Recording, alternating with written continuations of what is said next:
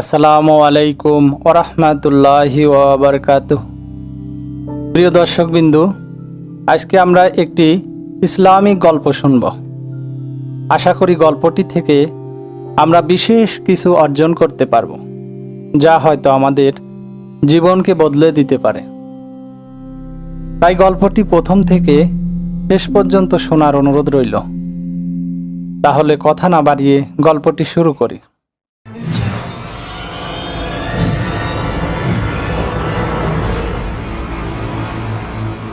মুক্তিজম একটি Islamic YouTube channel.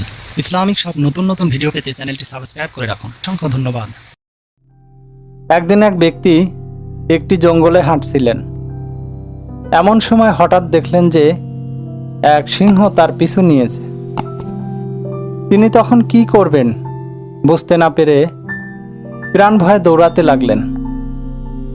কিছু দূর দৌড়ানোর পর তিনি গিয়ে একটি কুয়ার নিকট পৌঁছালেন।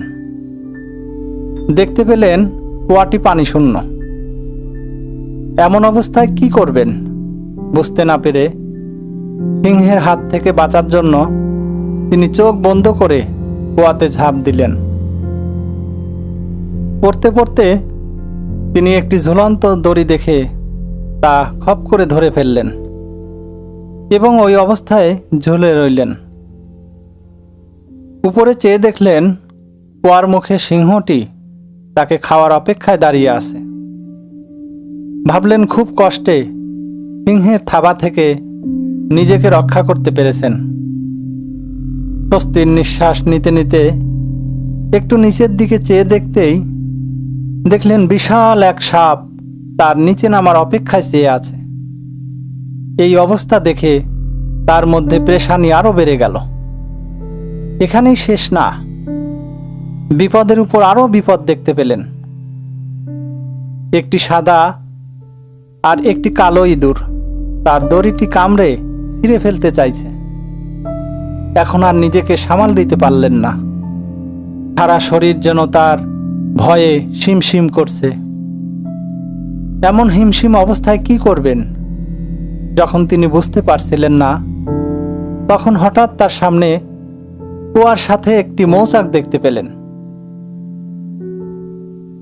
তিনি কি মনে করে সেই মৌচাকের মধুতে আঙুল ডুবিয়ে দিলেন এবং মিষ্ট মধু চেটে দেখলেন। সেই মধুর মিষ্টতা এতই বেশি ছিল যে তিনি কিছু মুহূর্তের জন্য উপরের গঞ্জনরত সিংহ, নিচের হা করে থাকা সাপ আর দড়ি কাটা ইঁদুরের কথা ভুলে গেলেন। ফলে তার বিপদ অবিসম্ভাবী হয়ে দাঁড়ালো। অনুধাবন: এখানে সিংহটি হচ্ছে আমাদের মৃত্যু, যে সর্বক্ষণ আমাদের তাড়িয়ে বেড়াচ্ছে। সাপটি হচ্ছে কবর, যা আমাদের অপেক্ষায় আছে।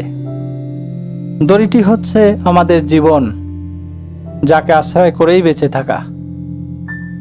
সাদা ইঁদুর হলো দিন আর কালো ইঁদুর হলো রাত, যারা প্রতিনিয়ত ধীরে ধীরে আমাদের জীবনের আয়ু কমিয়ে দিয়ে আমাদের মৃত্যুর দিকে নিয়ে যাচ্ছে।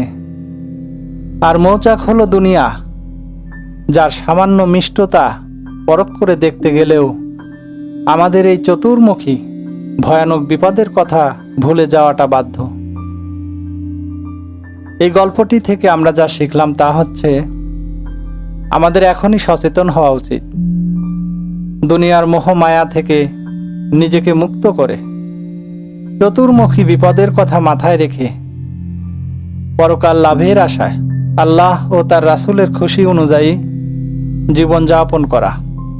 কারণ আমরা সবাই একটু একটু করে মৃত্যুর দিকে অগ্রসর হচ্ছি।